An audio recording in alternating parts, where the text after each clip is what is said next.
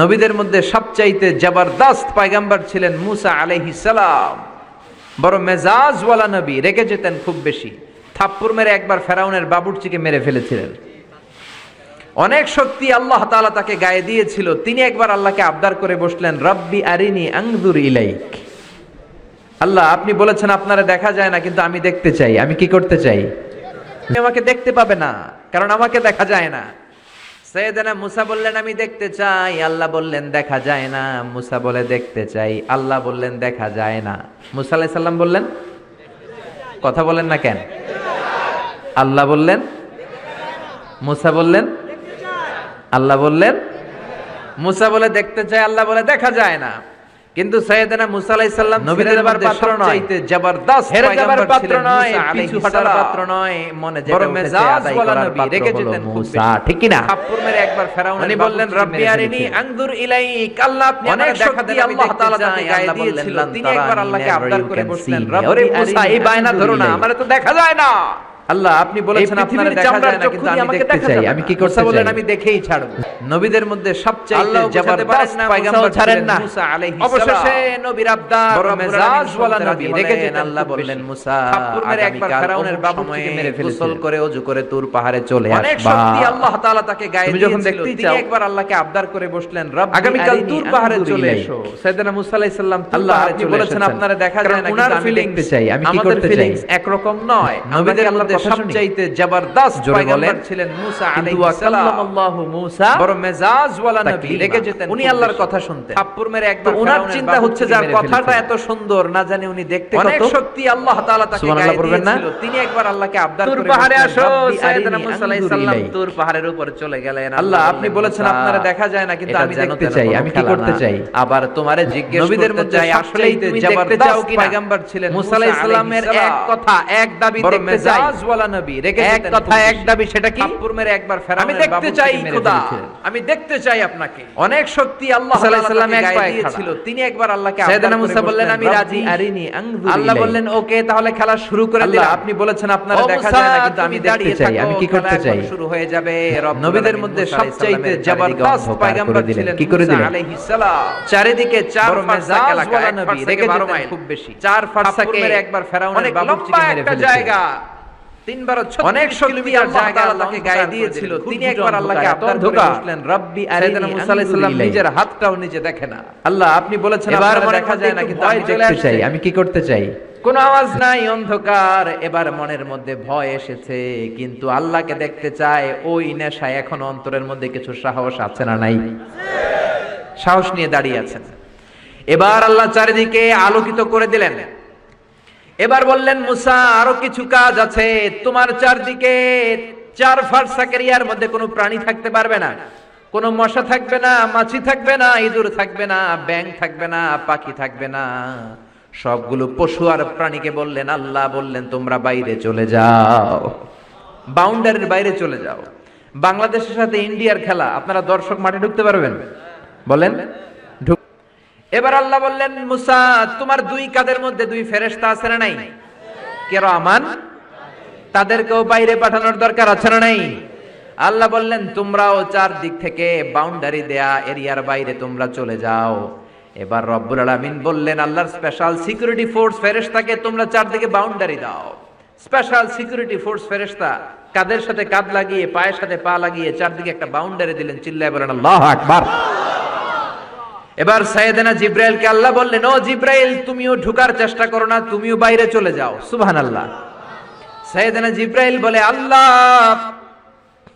আমাকে তৈরির পর থেকে, আমাকে রূহ দেওয়ার পর থেকে আজ পর্যন্ত তোমারে আমি দেখি নাই। সিদরাতুল মুনতাহা হলো আমার লাস্ট বর্ডার। ওই বর্ডারে কান লাগিয়ে তুমি যা বলো শুনি, ওই কথাগুলো নবীদের কাছে পৌঁছে দেই, এটাই আমার ডিউটি। আজ পর্যন্ত আমিও তোমারে দেখি নাই, তোমার নূর এখনো দর্শন লাভ করি নাই, আমিও দেখতে চাই। আমার ভাই মুসার সাথে আমাকেও দেখতে দাও। আল্লাহ বলল, এটা মুসার সাথে আমার খেলা, তোমার তো খেলা নাই, ঠিক কি না? জিব্রাইল, তুমিও বাইরে চলে যাও। সাইয়েদনা জিব্রাইলও বাইরে চলে গেলেন। এবার একেবারে গ্রাউন্ড রেডি, স্টেডিয়াম রেডি। এবার খেলা হবে। খেলা কি হবে? মুসা আলাইহিস সালাম আর বিশ্ব গভর্নমেন্ট, আল্লাহর সাথে খেলা। আল্লাহ বললেন মুসা তুমি উপরের দিকে তাকাও। সাইয়েদনা মুসা আলাইহিস সালাম উপরের দিকে তাকালেন, দেখলেন প্রথম আকাশ দেখা যায়, তারপরে দ্বিতীয় আকাশ, তৃতীয় আকাশ, সব দেখতে আরম্ভ করলেন। প্রথম আকাশ, এটা বিশাল একটা এরিয়া। সাইয়েদনা মুসা আলাইহিস সালাম প্রথম আসমানের দিকে তাকালেন, ওনার চোখের পাওয়ার বাড়িয়ে দিল কে? উনি এই গ্যালাক্সি দেখতে আরম্ভ করলেন, ব্ল্যাক হোল দেখতে আরম্ভ করলেন, ইউনিভার্স গুলো দেখতে আরম্ভ করলেন, ডিফারেন্ট ল অফ নেচার নিয়ে যত ইউনিভার্স আছে তিনি দেখলেন। তারপরে দ্বিতীয় আকাশ, একটার চাইতে আরেকটা বড়, একটার চেয়ে আরেকটা বড়। আমরা কিন্তু প্রথম আকাশ দেখি না। নাসার বিজ্ঞানীরা আজীবন গবেষণা করেও প্রথম আকাশের নাগালে যেতে পারবে না। একটার চাইতে আরেকটা বড়। কত বড়? বিশ্বনবী বললেন তোমার হাতের আংটিটা, কোনটা? আংটিটা যদি সাহারা মরুভূমিতে ফেলে দাও, তাহলে সাহারা মরুভূমির তুলনায় তোমার আংটি যত ছোট, আল্লাহর দ্বিতীয় আকাশের তুলনায় আল্লাহর প্রথম আকাশটা ঠিক তত ছোট। সাইয়েদনা মুসা আলাইহিস সালাম দেখলেন 7 আকাশ দেখলেন। তারপরে তিনি দেখলেন সিদরাতুল মুনতাহা দেখা যায়, সেখান থেকে দেখলেন 4টা ঝর্ণা, 4টা নদী, 2টা জান্নাতে ঢুকেছে, 2টা নদী সিদরাতুল মুনতাহা থেকে দুনিয়ায় এসেছে। একটা নদীর নাম হলো মিশরের নীল নদী, আর একটা হলো ইরাকের দজলা নদী। সুবহানাল্লাহ। তারপরে নজর করে তাকালেন, সেখানে দেখলেন তিনি কোরআনের বাড়ি দেখা যায়। তারপরে নজর করে দেখলেন বাইতুল মামুর দেখা যায়, যেই বাইতুল মামুর হলো ফেরেশতাদের কিবলা। আমরা হাজে গেলে, উমরায় গেলে আল্লাহর ঘরকে সেন্টারে রেখে চারদিকে তাওয়াফ করি, লাব্বাইক আল্লাহুম্মা লাব্বাইক বলে আল্লাহরে ডাকি। ফেরেশতারা এই কাবার চারদিকে তাওয়াফ করে না, তাদের জন্য আরেকটা ঘর, আল্লাহর বানানো আরেকটা ঘর 7 আকাশের উপর আছে না নাই? সেটার নাম হচ্ছে আল বাইতুল মামুর। সব ফেরেশতারা সেখানে তাওয়াফ করে, একবার করে ঢুকে 70,000 জন। একবার যারা ঢুকার চান্স পায় কিয়ামত পর্যন্ত দ্বিতীয়বার চান্স তার কপালে জুটবে না। কোন সুবহানাল্লাহ।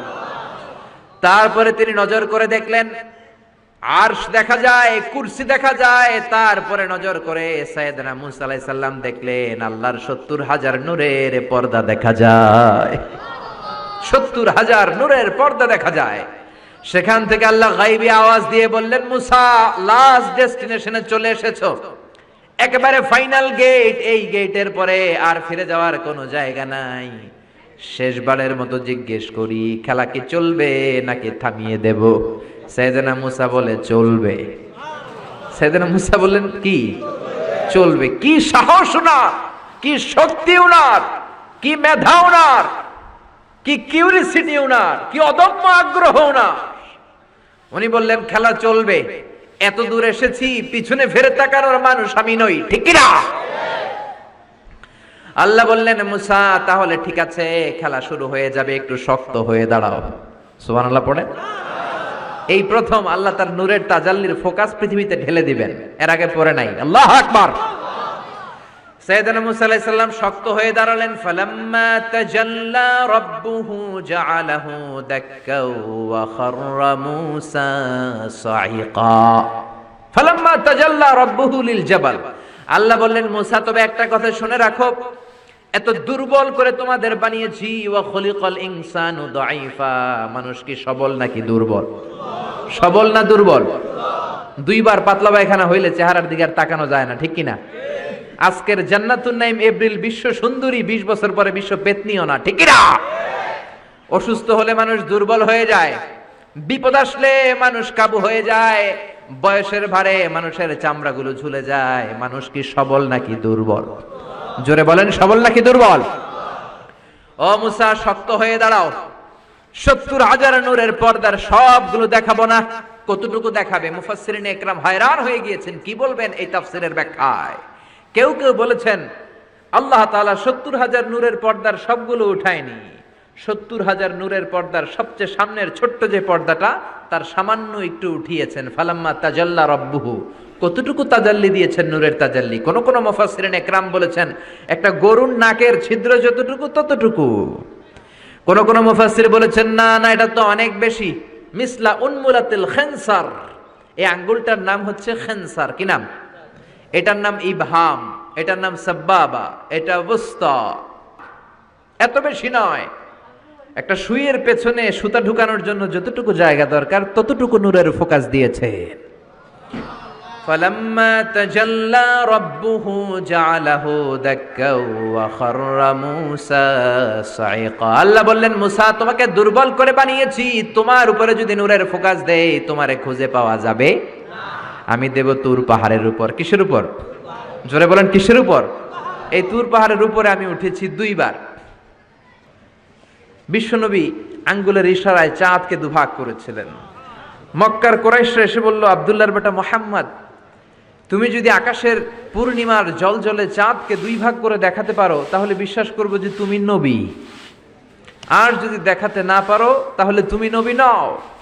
বিশ্বনবী গ্রিন সিগন্যালের জন্য উপরে তাকালেন, কারণ বিশ্বনবী মন গড়া কিছু বলতেন না, উপর থেকে সিগন্যাল আসলে তারপরেই বলতেন। চিল্লায় বলেন ঠিক কিনা? বিশ্বনবী গ্রিন সিগন্যাল পেলেন।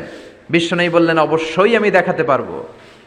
শাহাদাত আঙ্গুলি বলি আমরা এটাকে, কিন্তু আরবিতে এটাকে বলা হয় সাব্বাবা। এই সাব্বাবা তুলে উনি বিসমিল্লাহি আল্লাহু আকবার এরকম করলেন, পূর্ণিমার চাঁদটাকে ফেটে দুই ভাগ করে দিল কে?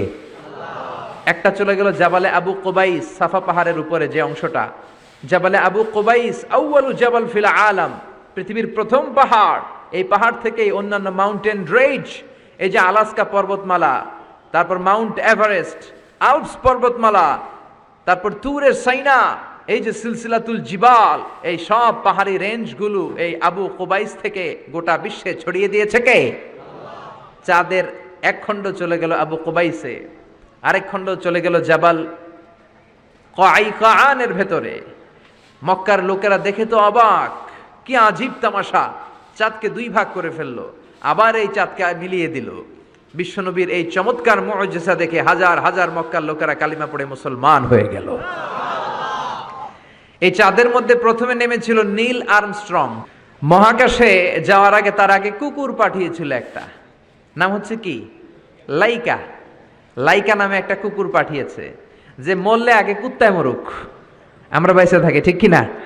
নাসার বিজ্ঞানীরা আগে কুকুর পাঠিয়েছে। পাঠানোর পরে দেখেন সে বেঁচে থাকে না, কারণ আপনি মাধ্যাকর্ষণ শক্তির বাইরে গেলে ওখানে কোনো বাতাস নাই, ওখানে কোনো আওয়াজ নাই, ওখানে কোনো অক্সিজেন নাই, বাঁচার পরিবেশও নাই। চিল্লায় বলেন ঠিক কিনা? চাঁদে তারা নামলো, দীর্ঘ সফর, প্রচন্ড ক্ষুধা, খাওয়ার কিছু নাই, পকেটে ছিল চকলেট, চকলেট তারা খেলো। ইউনাইটেড স্টেটস অফ আমেরিকার পতাকা তারা সেখানে গেড়ে দিল। নীল আর্মস্ট্রং খেয়াল করে দেখে চাঁদের এই মাথা থেকে ওই মাথার মাঝখানটাতে ফাটা। ফাটিয়েছে কে? চিল্লায় বলেন কে? সে পরবর্তীতে পৃথিবীতে এসে বিশ্বনবীর বায়োগ্রাফি পড়ে জানতে পেরেছে এটা বিশ্বনবী আঙ্গুলের ইশারায় ফাটিয়েছিলেন। পড়েন আল্লাহু আকবার। আবার চাঁদের মধ্যে সে একটা মিউজিক শুনতে পেল। কি শুনতে পেল? চমৎকার একটা মিউজিক, কিন্তু পৃথিবীতে এসে কোথাও এই মিউজিক সে পায় না, কোথাও এই মিউজিকের ক্যাসেট অ্যালবাম খুঁজে পায় না। পরে আমেরিকার একটা প্রেয়ার হলের পাশ দিয়ে সে হেঁটে যাচ্ছে, হঠাৎ দেখে ওই মসজিদের ভেতর থেকে ওই মিউজিকটা বাজে যেটা সে চাঁদে শুনেছে। মসজিদে ঢুকে দেখে একজন লোক কানের মধ্যে দুই হাত দিয়ে এই মিউজিকটা বাজায়। আসলে এটা কি মিউজিক না আজান? চিল্লায় বলেন মিউজিক না আজান? সে ভিতরে ঢুকে মুয়াজ্জিনরে বলে, তুমি এত বড় সিঙ্গার, এত বড় মিউজিশিয়ান, তোমার গান, তোমার মিউজিক চাঁদেও বাজে, কি এটা? সে বলল, এটা গান নয়, এটা মিউজিক নয়, এটা হচ্ছে আজান। চিল্লায় বলেন ঠিক কিনা? সে আজান। বিশ্বনবী গোটা বিশ্বকে শিখিয়েছে সভ্যতা, সংস্কৃতি, সিভিলাইজেশন। এই মহান মানুষটিকে যারা গালি দেয় এরা মানুষ নয়, এরা পশু, এরা পিতৃ পরিচয়হীন জারদ সন্তান। চিল্লায় বলেন ঠিক কিনা? আপনি ব্রিটিশ মিউজিয়ামে যদি ঢুকেন দেখবেন সাদা পাথরের ফলকে লেখা, as a father, as a teacher, as a law giver, as a law maker, as a reformer of the society, Muhammad is the superman of the world. চিল্লায় বলেন আল্লাহু আকবার। স্বামী হিসেবে, পিতা হিসেবে, নেতা হিসেবে, সমাজ সংস্কারক হিসেবে মুহাম্মদ হচ্ছে এই পৃথিবীর একজন সুপারম্যান। এজন্য বিশ্বনবীকে যারা গালি দেয় এরা মানুষের কাতারে পড়তে পারে না। চিল্লায় বলেন ঠিক কিনা? আল্লাহ এদেরকে হেদায়েত দান করুক, আমরা পড়ি আমিন। আর জোরে পড়েন আমিন। আমরা শুরুতেই 3টা তাকবীর দিব, তাকবীর দিয়ে আমরা সংক্ষিপ্ত আলোচনা শুরু করে দিব। পড়েন ইনশাআল্লাহ। আমরা 3টা তাকবীর দেই, আসেন ভাগাভাগি করে দেই। শুরুতে দিবেন যারা বিবাহিত আছেন তারা, তারপর দিবেন যারা অবিবাহিত আছেন তারা, তারপরে দিবেন সবাই মিলে। রাগ করতেছেন? দেয়া যাবে না? বিবাহিত কারা কারা আসছেন দেখি? মাশাআল্লাহ, অনেক বিবাহিত, আলহামদুলিল্লাহ। হাত নামান। অবিবাহিত কারা দেখি? তারা তো সংখ্যায় আরো বেশি, মাশাআল্লাহ। ঠিক আছে, ঠিক আছে। শুরুতে বিবাহিতরা তাকবীর দিবে, আমি পড়বো লিল্লাহি তাকবীর, বিবাহিতরা পড়বে আল্লাহু আকবার। শুরুতে বিবাহিতরা রেডি তো? গলা ফাটিয়ে তাকবীর দেয়া যাবে? শুরুতে বিবাহিতরা দেন লিল্লাহি তাকবীর। মাশাআল্লাহ, অনেক আওয়াজ হয়েছে। এবার অবিবাহিতদের পালা। অবিবাহিতরা রেডি? বিবাহিতদেরকে হারায় দেয়া যাবে ইনশাআল্লাহ? বলবা না? এবার অবিবাহিতদের পালা, লিল্লাহি তাকবীর। মাশাআল্লাহ, যেমন বলেছে তেমনই করেছে। এবার সবাই মিলে তিনটা এক এক তাকবীরে যাতে প্যান্ডেল কেঁপে যায়। লিল্লাহি তাকবীর, লিল্লাহি তাকবীর, লিল্লাহি তাকবীর। আল্লাহ আমাদের এই তাকবীরগুলোকে কবুল করে নেক। আমরা পড়ি আমিন। আর জোরে পড়েন আমিন। আমি সূরাতুল বাকারার 186 নম্বর আয়াত তেলাওয়াত করেছি। আল্লাহ সেখানে বলছেন, ওয়া ইযা সাআলাকা ইবাদি আন্নী ফাইন্নী কারীব। ও নবী, আমার বান্দারা যখন আমার ব্যাপারে জিজ্ঞেস করে যে আমি কোথায়, আপনি বলে দেন ফাইন্নী কারীব, নিশ্চয়ই আমি কাছে। আল্লাহ কি কাছে না দূরে? আল্লাহ যদি তৌফিক এনায়েত করেন শেষ পর্যন্ত এই আয়াতের আলোকে আপনাদের সাথে কি করে আল্লাহকে ডাকতে হয়, কেমন করে প্রার্থনা করতে হয়, কেমন করে মুনাজাত করতে হয়, সে বিষয়ে কিছু কথা শেয়ার করব ইনশাআল্লাহ। সবাই পড়েন ইনশাআল্লাহ। ওয়া ইযা সাআলাকা ইবাদি, যখন বান্দারা জিজ্ঞেস করে আপনাকে আমার ব্যাপারে, আন্নি ফাইন্নী কারীব, আপনি বলে দেন নিশ্চয়ই আমি কাছে। বুঝা গেল আল্লাহ আমাদের কাছে। চিৎকার করে বলেন আল্লাহ কাছে না দূরে? কাছে না দূরে? ওয়া নাহনু আকরাবু ইলাইহি মিন হাবলিল ওয়ারিদ। আল্লাহ বলছেন হাবলুল ওয়ারিদ, তোমার ঘাড়ের যে রগ আছে এই রগের চেয়েও বেশি কাছে। তুমি তোমার যত কাছে তোমার রব তার চাইতেও তোমার বেশি কাছে। ঠিক কি না? এখন এই যে হুজুর আমার কাছে, হুজুরকে দেখা যায় কি যায় না? উনি আমার কাছে, দেখা যায় কি যায় না? আল্লাহ বললেন আমি তোমাদের কাছে, কিন্তু আল্লাহকে কি দেখা যায়? জোরে বলেন। এখন কাছে হলে তো দেখা যাওয়া উচিত ছিল, ঠিক কি না?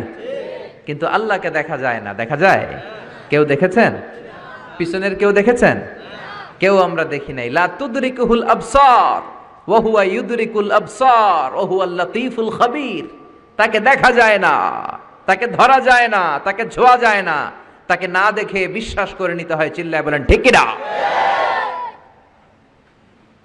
কেমন করে আপনি তাকে দেখবেন? আপনি তো নিজেকেই দেখেন নাই। আপনি কি আপনার নিজেকে দেখেছেন? আচ্ছা বলেন তো, আপনি কি আপনার চোখ দেখেন আয়নার সাহায্য ছাড়া? এই যে আমি এখন বসে আছি, আমি কি আমার চোখ দেখতে পাই আয়না ছাড়া? আপনারা আমার চোখ দেখতে পান, আমি আপনার চোখ দেখতে পাই, কিন্তু আমরা কি আমাদের চোখ দেখতে পাই? আমরা কি আমাদের পিঠ দেখতে পাই?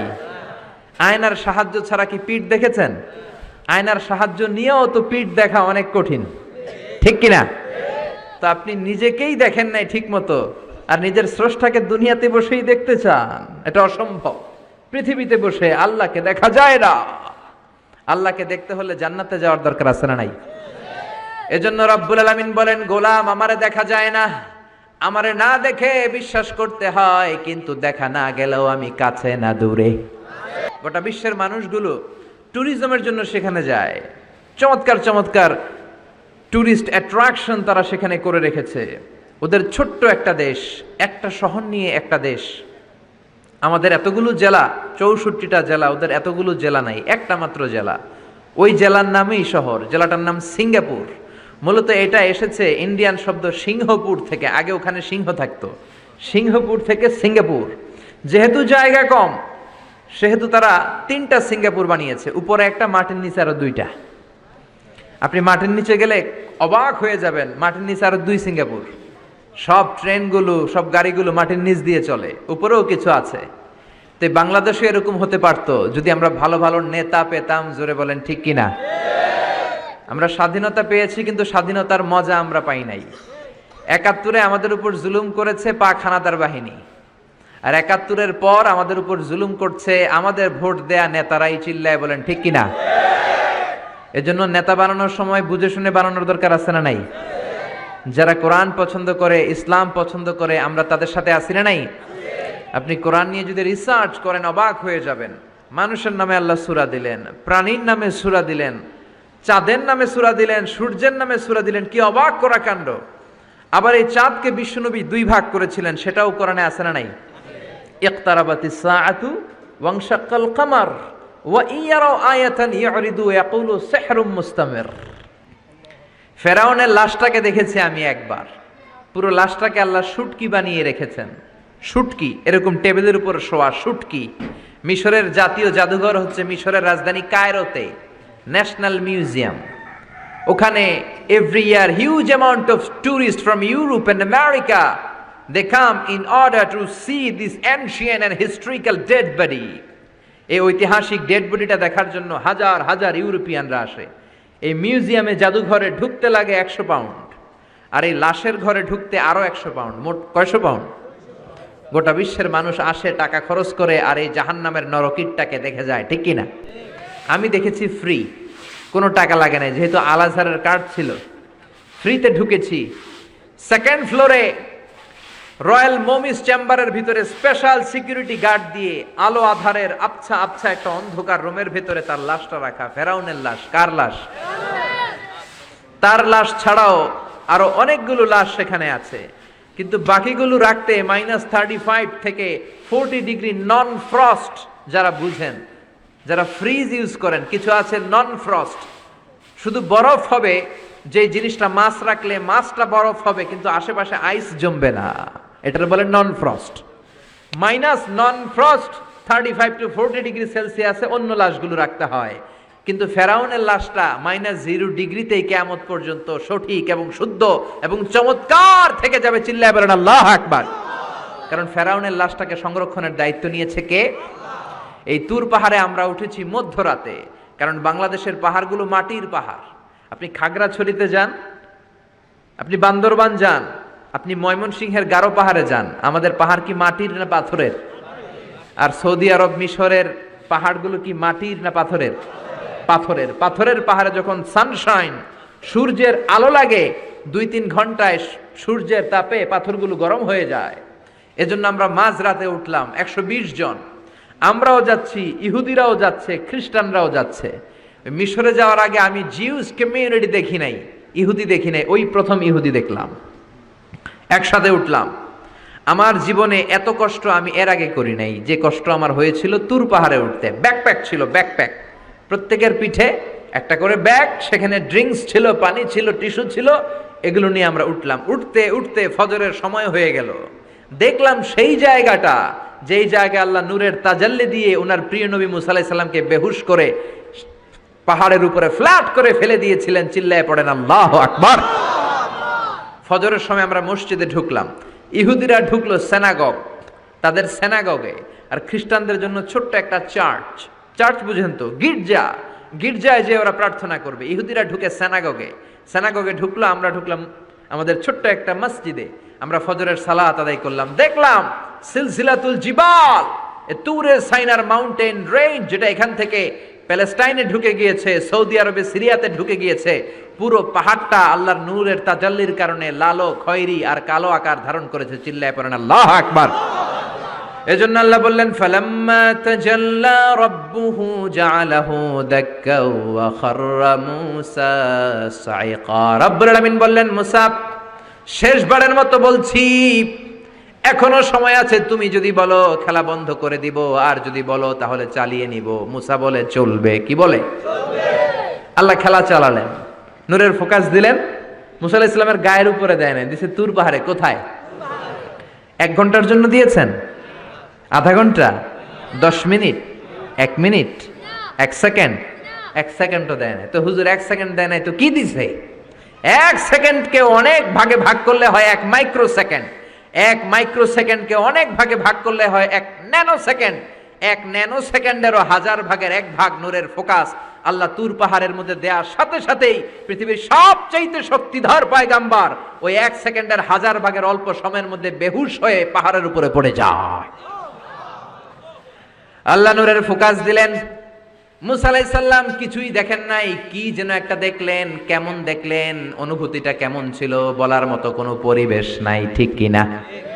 এর মানে হচ্ছে আল্লাহরে দেখা যায় না, দেখা যায়? জোরে বলেন। এই লম্বা ঘটনা বলার, ব্যাকগ্রাউন্ড বলার উদ্দেশ্য হচ্ছে, ওয়াইদা সাআলাকা ইবাদি আন্নি, ও নবী, সবাই যখন আপনারা জিজ্ঞেস করবে আপনি আল্লাহর দাওয়াত দেন, তাওহীদের দাওয়াত দেন, কই সেই আল্লাহ? আপনি বলেন ফা ইন্নী করিব, আমি কাছে না দূরে? আরো জোরে বলেন আল্লাহ কাছে না দূরে? আকরাবু ইলাইহি মিন হাবলিল ওয়ারিদ। এই যে আমাদের কণ্ঠনালীর রগ, আমাদের সাহারগ, আমাদের ঘাড়ের রগ, এই রগটা কেটে দিলে মানুষ মরে যায়, ঠিক কিনা? এই ঘাড়ের রগের চেয়েও আল্লাহ বেশি কাছে, চিল্লায় বলেন ঠিক কিনা? এজন্য সে আল্লাহর কাছে চাওয়ার দরকার আছে না নাই? আল্লাহ বললেন গোলাম, ওয়া ইদা, তুমি যখন ডাকতে শুরু করে দাও, ওয়া ইদা সাআলাকা ইবাদি আন্নী ফা ইন্নী করিব উজিবু দাওয়াতাদ দাঈ ইযা দাআন। আমার বান্দারা যখন আমাকে ডাকতে শুরু করে দেয়, আমি আমার বান্দার ডাকে সাড়া দেই। সুবহানাল্লাহ। ডাকলে সাড়া দেয় কে? কেউ যেটা দেয় না সেটা দেয় কে? কেউ যেটা শোনে না সেটা শুনে কে? কেউ যেটা বুঝে না সেটা বুঝে কে? এজন্য আল্লাহ বললেন গোলাম আমার কাছে চাও, আমার কাছে দোয়া করো, আমার কাছে কাঁদো, আমার কাছে রোনাজারি করো, আমার কাছে প্রার্থনা করো। চাওয়ার মতো চাইলে যা যা চাইবা সব দিতে পারে কে? এজন্য দোয়া করতে হবে বেশি বেশি, আল্লাহর কাছে চাইতে হবে বেশি বেশি, কারণ দোয়া হচ্ছে ইবাদতের মগজ। শুনতেছেন? কষ্ট হচ্ছে না তো? আর দুআউ মুখুল ইবাদা, দোয়া হচ্ছে ইবাদতের সারাংশ, জিস্ট। আপনি নামাজ পড়লেন, রোজা রাখলেন, হজ করলেন, যাকাত দিলেন, জিকির করলেন, কিন্তু দোয়া করলেন না, আপনি কিছুই করলেন না, ঠিক কি না? এজন্য দোয়া করার দরকার আছে না নাই? এজন্য আল্লাহ বললেন প্রত্যেক নামাজের শুরুতে দোয়া করবা। সূরাতুল ফাতিহার একটা নাম সূরাতুদ দুআ, আছে না নাই? সূরাতুল ফাতিহার নাম হচ্ছে সূরাতুদ দুআ, মানে প্রার্থনার সূরা। এজন্য আমরা সূরাতুল ফাতিহায় সবাই পড়েন ইহদিনাস সিরাতাল মুস্তাকিম। ও আল্লাহ আমাদেরকে সিরাতুল মুস্তাকিমের পথ দেখান। পড়েন আমিন। ইহদিনাস সিরাতাল মুস্তাকিম। প্রত্যেক নামাজ আল্লাহকে আমরা বলি, ও আল্লাহ show us the right path, show us the correct path, show us the straight path. আল্লাহ এমন একটা সোজা পথ আপনি আমাদেরকে দেখান যে পথে উঠলে এই পথে ওঠা শুরু হবে দুনিয়াতে, পথটা শেষ হয়ে যাবে জান্নাতে। চিল্লায় বলেন ঠিক কিনা? এজন্য দোয়া হলো আমাদের হাতিয়ার, অস্ত্র, রাইফেল, বন্দুক, ড্রোন, শুধু এগুলোই আমাদের হাতিয়ার নয়, দোয়াও আমাদের হাতিয়ার। জোরে বলেন ঠিক কিনা? সব কিছুর দৌরাত্ম্য, খবরদারি যেখানে শেষ, মুমিনের দোয়ার কারিশমা সেখান থেকে শুরু।